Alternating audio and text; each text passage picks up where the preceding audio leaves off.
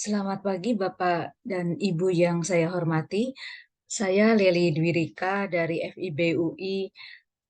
Dalam kesempatan ini akan mempresentasikan makalah saya yang berjudul Masalah Penerjemahan Kata-kata Terkait Perasaan dalam Bahasa Jerman ke dalam Bahasa Indonesia. Dalam proses penerjemahan, biasanya kita mengalami kesulitan menemukan padanan kata yang tepat dan akurat. Bahkan kita terkadang dapat kehilangan kata-kata, terutama ketika kita mencari padanan kata yang merupakan ungkapan perasaan yang memang padanannya sama sekali tidak tersedia dalam bahasa sasaran. Dalam hal ini misalnya dalam bahasa Indonesia. Kata-kata yang menyangkut perasaan atau emosi tidak hanya berkaitan dengan psikologi emosi, tetapi berkaitan juga dengan pemrosesan kata-kata tersebut secara linguistik. Ada pendekatan psikologis yang berbeda untuk menjelaskan emosi dan perasaan yang bersifat subjektif karena menyangkut pengalaman pribadi dan ada berbagai teori linguistik untuk mendefinisikan konten semantik dari kata-kata emosi secara umum. Dalam makalah ini diteliti berbagai macam permasalahan yang muncul dalam penerjemahan kata-kata ungkapan perasaan atau emosi. Metode penelitian yang digunakan adalah metode kualitatif deskriptif dan kontrastif dengan membandingkan kata-kata yang diteliti dalam teks sumber, dalam hal ini bahasa Jerman, dan teks sasaran bahasa Indonesia. Berdasarkan teori kesepadanan dari Naida dan Taber tahun 1974 dan metode dan strategi atau prosedur penerjemahan dari Newmark tahun 1988 dengan tujuan mengetahui bagaimana penerjemah memecahkan masalah yang ditemukan dan metode dan strategi apa saja yang digunakan dalam proses penerjemahannya. Korpus data penelitian adalah kata-kata yang menyangkut perasaan dalam novel Ungeduld des Herzens, karya pengarang Austria Stefan Zweig, yang diterjemahkan oleh Tia Hapitiawati ke dalam bahasa Indonesia dengan judul Kalut yang diterbitkan pada tahun 2020. Dari hasil penelitian novel yang berjumlah novel terjemahannya ya yang berjumlah 518 halaman ditemukan sebanyak 123 kata-kata atau ungkapan terkait perasaan yang bersifat positif, 116 yang bersifat negatif, dan 18 yang bersifat netral. Kata-kata tersebut kemudian disusun secara alfabetis dan dikategorikan ke dalam kategori berdasarkan emosi Freude, kegembiraan, Trauer, kesedihan, Ärger, kemarahan, dan Angst atau ketakutan. Kata-kata terkait analisis kesepadanan dan metode serta strategi yang digunakan dalam penerjemahan yang disajikan dalam makalah ini merupakan kajian awal dari serangkaian penelitian tentang penerjemahan kata-kata terkait perasaan atau emosi. Dari data terkumpul yang menjadi fokus penelitian, dapat dilihat bahwa kata-kata terkait perasaan yang bersifat positif ada dalam kelompok Freuden, kegembiraan, yang bersifat negatif itu ada dalam kelompok erga atau kemarahan, trauer, kesedihan, dan angst, ketakutan. Di antaranya ada pula kata-kata terkait perasaan yang bersifat netral. Kata-kata terkait perasaan yang bersifat positif ada dalam kelompok Freuden atau kegembiraan yang ditemukan dalam bentuk nomina saja berjumlah 20 kata dan turunannya dalam bentuk verba dan adjektiva namun tidak termasuk dalam penelitian ini itu berjumlah 21 kata. Kata-kata terkait perasaan yang bersifat negatif ada dalam kelompok ergar atau kemarahan dalam bentuk nomina berjumlah 8 kata dari seluruhnya 41 kata. Trawar, kesedihan, itu ada 6 kata, dan angst, ketakutan, 54 kata dari keseluruhannya 61 kata. Sementara itu terdapat 18 kata-kata terkait perasaan bersifat netral seperti albern, entschieden, fürsorglich, gelöst, gespannt, irritiert, kritisch, melankolis, dan lain sebagainya. Yang tentunya perlu diteliti lebih lanjut. Freuden atau kegembiraan dari terjemahannya itu ke dalam bahasa Indonesia diterjemahkan dengan berbagai padanan kata atau ungkapan seperti keriangan, kegembiraan, merasa gembira, bangga, merasa senang, terdengar nada bahagia, keceriaan, merasakan keceriaan, bahagia, gembira, kebahagiaan, dan kepuasan. Ya, ini tabel datanya. Ada seluruhnya 11. Kemudian, sebentar, dari tabel ini, kata Freuden diterjemahkan dengan berbagai kata atau ungkapan untuk menyepadankan makna dan ketepatan serta kewajaran sesuai dengan konteksnya tentunya. Dapat dilihat dalam data ini banyak masalah yang menjadi tantangan bagi penerjemah dalam menerjemahkan kata Freud ini yang tidak mungkin diterjemahkan begitu saja secara harfiah. Untuk mengatasi tantangan yang terkait dengan menerjemahkan kata tersebut, penerjemah menggunakan strategi atau prosedur transposisi dengan mengubah kelas kata nomina menjadi adjektiva seperti Freude menjadi dari kegembiraan menjadi gembira saja, atau dengan penambahan kata merasa misalnya ya, penambahan merasa menjadi merasa gembira, atau dengan pemadanan berkonteks misalnya merasakan keceriaan yang melibatkan penggantian kata emosi dengan kata serupa yang memiliki konotasi serupa, misalnya kata gembira itu dengan diganti menjadi bahagia atau bangga, tetapi tetap dapat menyampaikan pesan yang sama. Selain itu digunakan juga penerjemahan deskriptif dari kata Freude ini menjadi terdengar nada bahagia yang memberikan penjelasan tentang makna dan konotasi dari kata emosi tersebut yang tentunya tidak terlepas dari konteksnya. Ini dapat membantu menyampaikan isi pesan yang dimaksudkan kepada pembaca teks sasaran.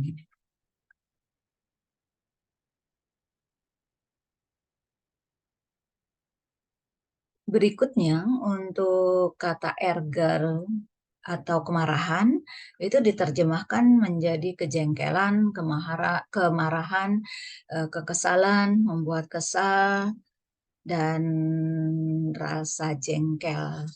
Ini tabelnya ada 5 contoh dari data ini.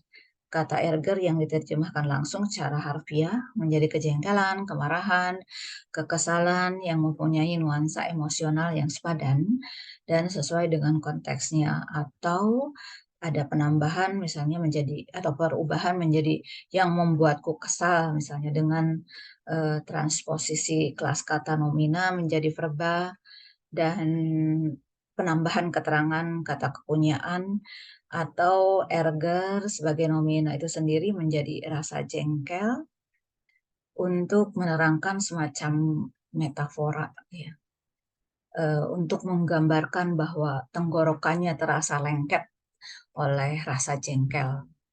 Ya, rasa jengkel di sini seolah-olah seperti lengket di tenggorokannya.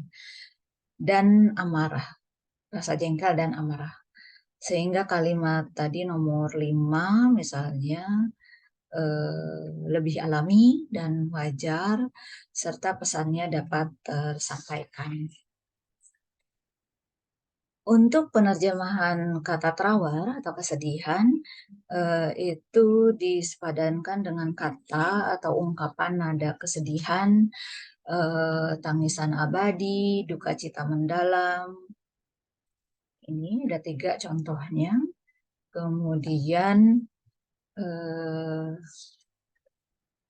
kata trawar ini diterjemahkan sebagai nada kesedihan dengan penambahan kata nada untuk menggambarkan jawaban ya pada kalimat satu ini ya, yang merupakan kesedihan berupa nada gitu, seperti yang bisa didengar gitu ya.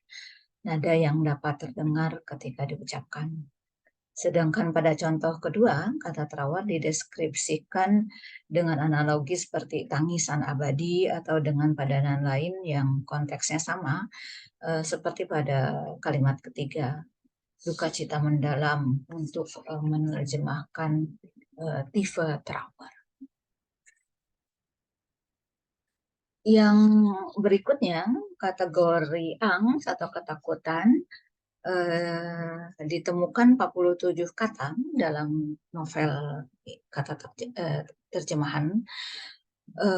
Terjemahannya itu ketakutan, rasa takut, ketegangan, takut, pikir, kekhawatiran, khawatir, perasaan takut, cemas, kecemasan, mengerikan, dan ada pula yang tidak diterjemahkan. Ya, seperti ini bisa dilihat dalam tabel 4. Contoh-contohnya ada 12. Dari 12 data di dalam tabel tadi, dapat dilihat bahwa kata angst dalam bentuk nomina diterjemahkan secara harfiah, tapi tidak mengalami transposisi apapun. Tetap dalam bentuk nomina ketakutan, kekhawatiran, kecemasan, ya, atau ada yang mengalami transposisi dari nomina menjadi adjektiva dan pemadanan dengan sinonim lain, eh, seperti takut, khawatir, cemas, mengerikan. Kemudian ada juga yang mendapat penambahan keterangan rasa takut atau perasaan takut agar nuansa kalimat lebih komunikatif dan pembaca tetap dapat memahami alur ceritanya. Selain itu, penerjemahan dengan berbagai ungkapan seperti ketegangan, seperti itu. Ada juga yang secara deskriptif menggunakan kata pikir menyesuaikan dengan konteks cerita. Sementara itu ada pula yang tidak dapat diterjemahkan begitu saja, namun dilebur ke dalam kalimat secara deskriptif yang tadi ada dalam contoh yang ke-12. Oke, selanjutnya dari penelitian masalah penerjemahan kata-kata terkait perasaan atau emosi dengan korpus data dari novel terjemahan Ungeduld des Herzens yang berjudul Kalut yang berjumlah 518 halaman, ditemukan tadi sebanyak 103 kata atau ungkapan terkait perasaan yang bersifat positif, 116, 18 yang 123 yang positif, 116 yang negatif, dan 18 yang bersifat netral. Kata-kata tersebut yang sudah disusun secara alfabetis dan dikategorikan ke dalam 4 kategori ini, Freude, Trauer, Ärger, dan Angst. Dari hasil penelitian bisa saya simpulkan bahwa kata-kata emosi tersebut ada yang diterjemahkan secara harfiah melalui transposisi, penambahan, pemadanan berkonteks, dan secara deskriptif. Ya, itu untuk kata Freud sendiri diterjemahkan ke dalam bahasa Indonesia dengan berbagai padanan, Erger juga, dan begitu pula Trauer. Dan yang terakhir Angst itu dapat diterjemahkan dengan berbagai macam kata dan ungkapan, dan ada pula yang tidak dapat diterjemahkan namun dilebur tadi ya, seperti pada kata Angst,